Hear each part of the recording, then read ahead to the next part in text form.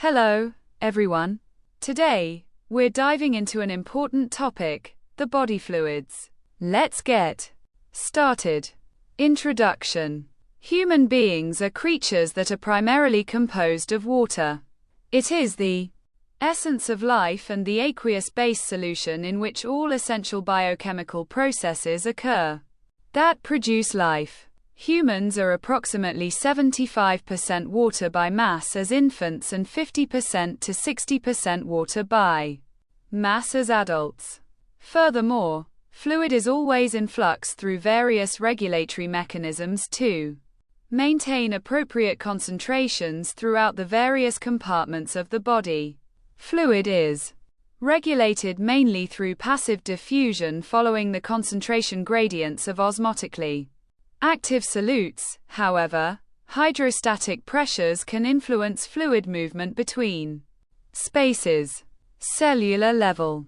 The distribution of fluid throughout the body can be broken down into two general categories: intracellular fluid and extracellular fluid. Intracellular fluid is approximately 40% of the total body weight. It is the total space within cells primarily defined as the cytoplasm of cells. In general, intracellular fluids are stable and do not readily adjust to rapid changes. This space is where many chemical reactions occur. As such, it is important to maintain an appropriate osmolality. The extracellular fluid comprises approximately 20% of total body weight and is further subcategorized as plasma at approximately 5% of body weight and interstitial space, which is approximately 12% of body weight. Additional fluid spaces are possible in pathological scenarios and are categorized as transudate or exudate based on location and etiology. The exact chemical composition of body fluid is highly variable. This is dependent on which portion of the body, as well as which organ of the body, contains the fluid. Extracellular fluid and interstitial fluid are similar in composition. Extracellular spaces contain high concentrations of sodium, chloride, bicarbonate, and proteins but are relatively lower in potassium, magnesium, and phosphate. Interstitial fluids physiologically tend to have a low concentration of proteins. Intracellular fluids tend to be inversed with high levels of phosphate, magnesium, potassium, and proteins but lower sodium, chloride, and bicarbonate. Body fluid mechanism. The body maintains tight control over total body water and total body osmolarity, thus ingestion and excretion of water are regulated. The water in different components of the compartment is maintained to match total body osmolarity and in process of maintaining a steady state redistribution of water from the different compartments of the body can occur. The redistribution of water in different compartments of the body is controlled by osmotic pressure. The osmotic pressure is the force created by the fluid. Part of the osmotic pressure is the oncotic pressure, which is the osmotic pressure created by the large molecules, colloids.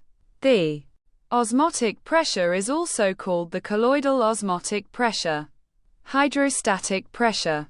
The hydrostatic pressure is the force that drives fluid transport, for example capillary hydrostatic pressure, or CHP, the hydrostatic pressure that blood exerts against the capillary wall, while osmotic pressure pulls the fluid, water, and the dissolved molecules it carries back into the capillary. The hydrostatic pressure pushes the fluid out of the capillary.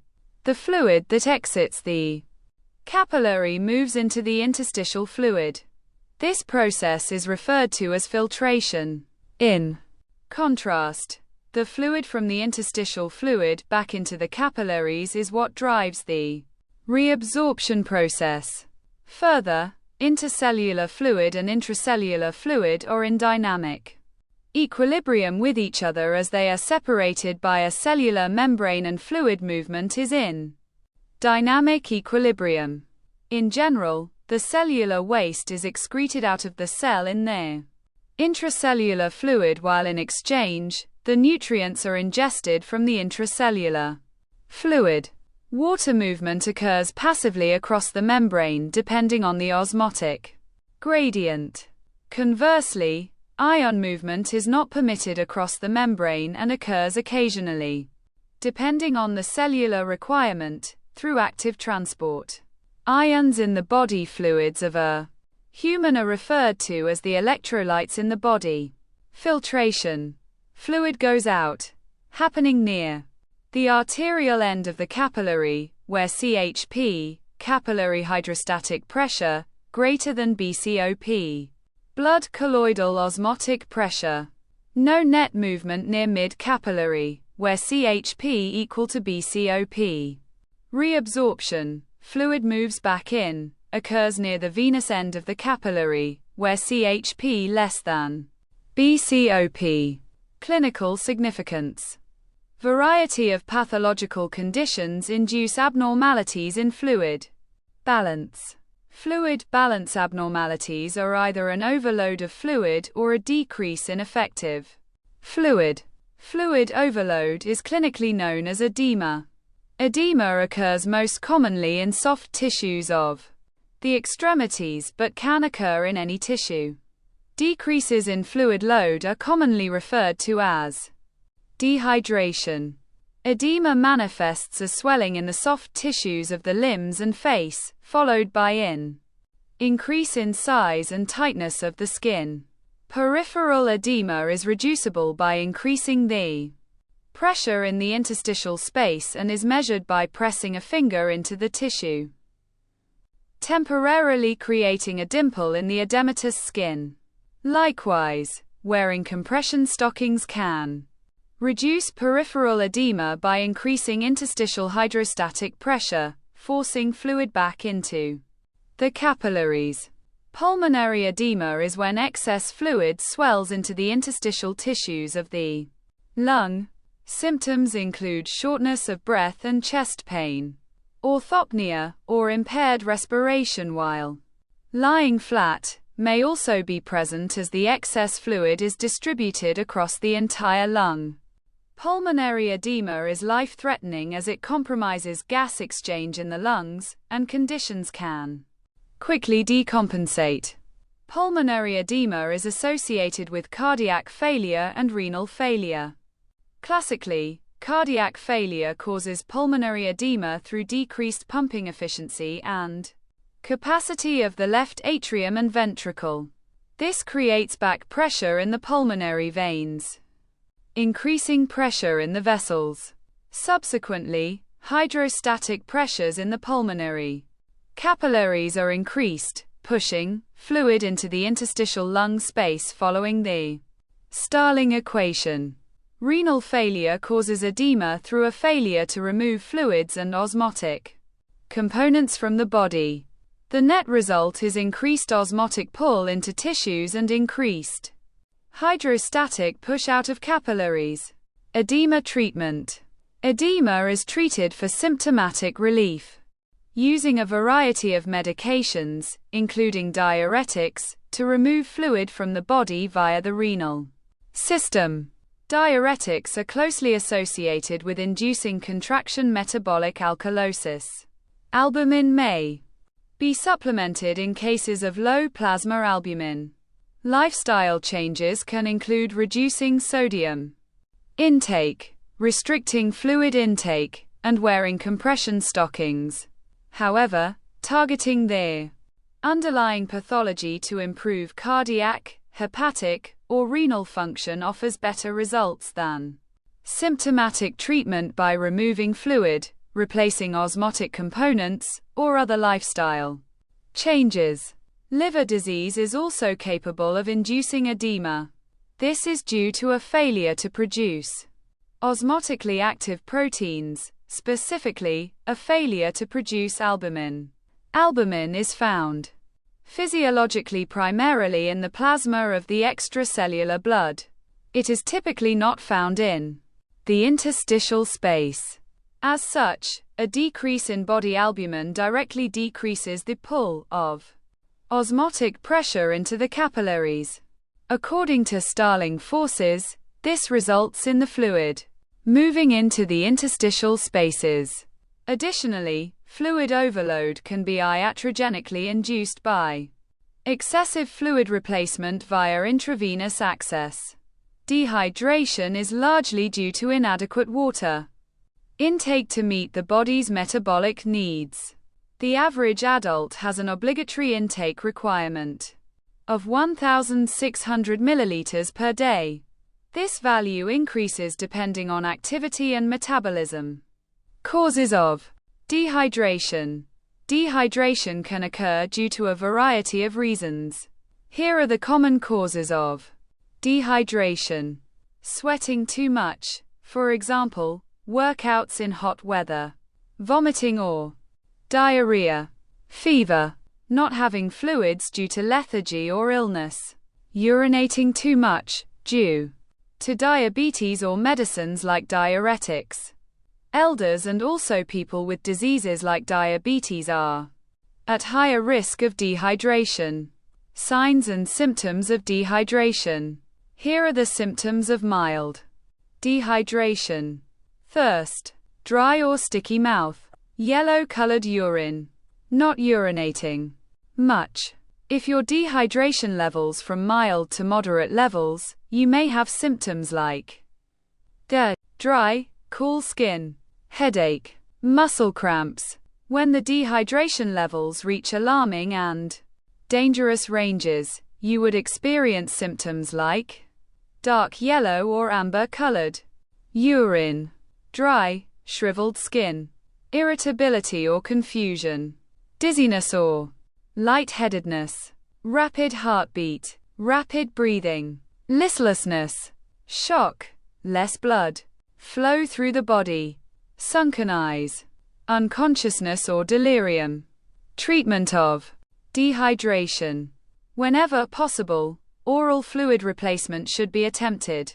In more urgent situations, intravenous fluid replenishment should be based on bolus supplementation of the deficit of fluids and a maintenance replenishment of obligatory intake requirements.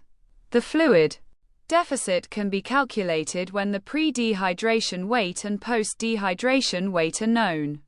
The equation in males is deficit equal to 0.6 multiply weight in kilograms multiply bracket 1 minus into 140 per measured sodium. In females, the equation is deficit equal to 0.5 multiply weight in kilograms multiply bracket 1 minus into 140 per measured sodium. This equation is highly useful in determining the initial fluid deficit. However, it has limitations in accuracy and can underestimate total fluid loss by more than 40%. While the above equation can be useful in initial fluid resuscitation, a more accurate approach uses plasma osmolarity instead of sodium, using 290 mmol per kilogram as the standard value. In pediatric patients, the fluid deficit is directly correlated to body weight loss from pre-illness compared to post-illness. 1 liter of free water weighs 1 kilogram. Therefore, a 10 kilogram pre-illness child that weighs 9 kilograms in illness has a fluid deficit of 1 L in emergency scenarios. A bolus volume of 30 milliliters per kilogram is used to replace the loss in obese patients. However, this leads to over-repletion of free water. Therefore, it is recommended to base bolus fluid resuscitation on adjusted ideal body weight, AIBW, in obese patients. This is derived from the ideal body weight, IBW, and the actual body weight, ABW. AIBW equal to IBW plus 0.4 into ABW IBW, where ideal body weight is calculated as males. IBW equal to 50 kilograms, 2.3 kilograms for each inch over 5 feet. Females, IBW equals 45.5 kilograms, 2.3 kilograms for each inch over 5 feet.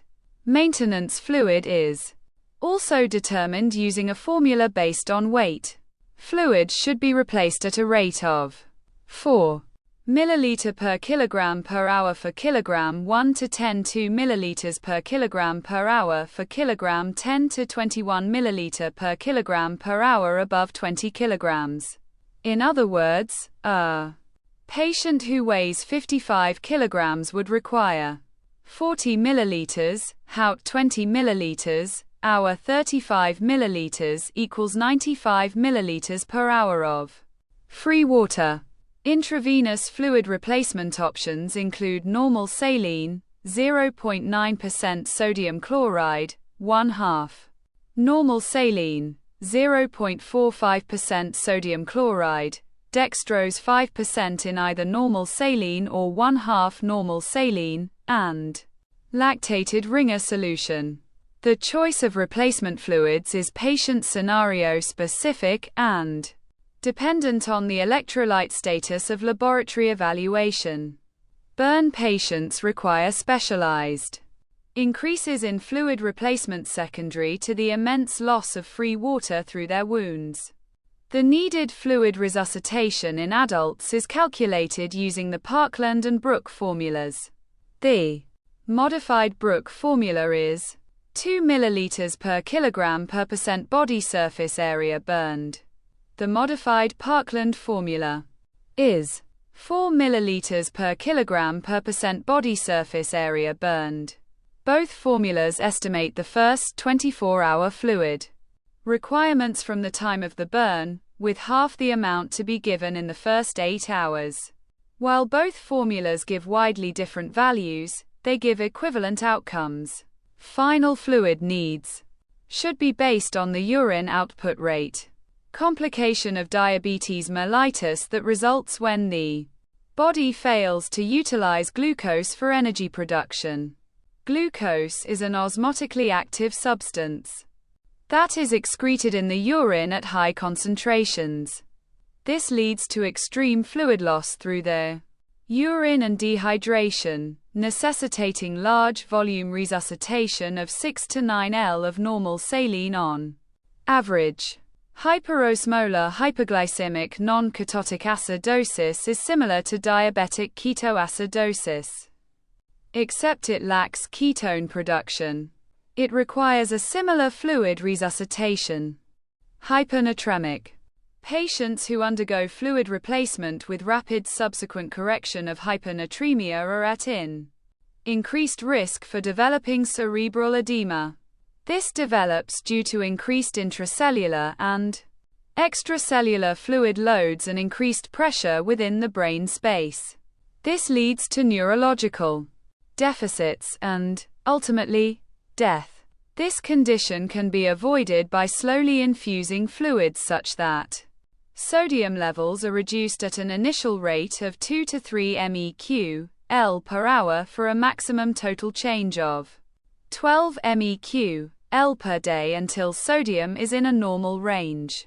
Conversely, rapid correction of hyponatremia may lead to central pontine myelinolysis syndrome. Brain cells adapt to chronic states of hyponatremia by shifting organic osmoles, such as amino acids, from the intracellular compartment to the extracellular compartment. This allows the cells to maintain their original volume. When hyponatremia is rapidly corrected, brain cells shrink, and the tight junctions of the blood-brain barrier are disrupted, leading to cell damage and demyelination of neurons. 9. This can lead to what is known as locked-in syndrome, which is characterized by paralysis, dysphagia, and dysarthria. The serum sodium should be increased by approximately 1 to 2 MEq/L per hour until the neurologic symptoms of hyponatremia subside or until plasma sodium concentration is over 120 MEq/L L. Crystalloid fluid resuscitation offers complications as it alters the ionic load of the serum. Specifically, normal saline replacement may lead to non-gap hyperchloremic metabolic acidosis. 1/2 normal saline, if not monitored closely, may dilute ionic components, leading to hypernatremia or, less often, hypokalemia. Abdominal compartment syndrome in septic shock patients is possibly secondary to fluid overload with the subsequent leak of fluid from capillaries into extravascular spaces. Colloid fluid resuscitation has its risks as well. The two major colloids used are albumin and hydroxyethyl starch. In the SAFE trial, which compared 4% albumin fluid with 0.9% normal saline, it was determined that outcomes were equivalent. However, in specific cases involving neurological injury, 4% albumin has an increased mortality rate compared to normal saline. As such, albumin should be avoided in this situation. Hydroxyethyl starch was studied in comparison and found to carry an increased risk of death or end-stage renal failure when compared to lactated Ringer's solution when used in sepsis patients. I hope this video helped you understand the concepts of the body fluids. Thank you for watching. If you found this video helpful, please give it a thumbs up, share it with others, and don't forget to subscribe for more health insights.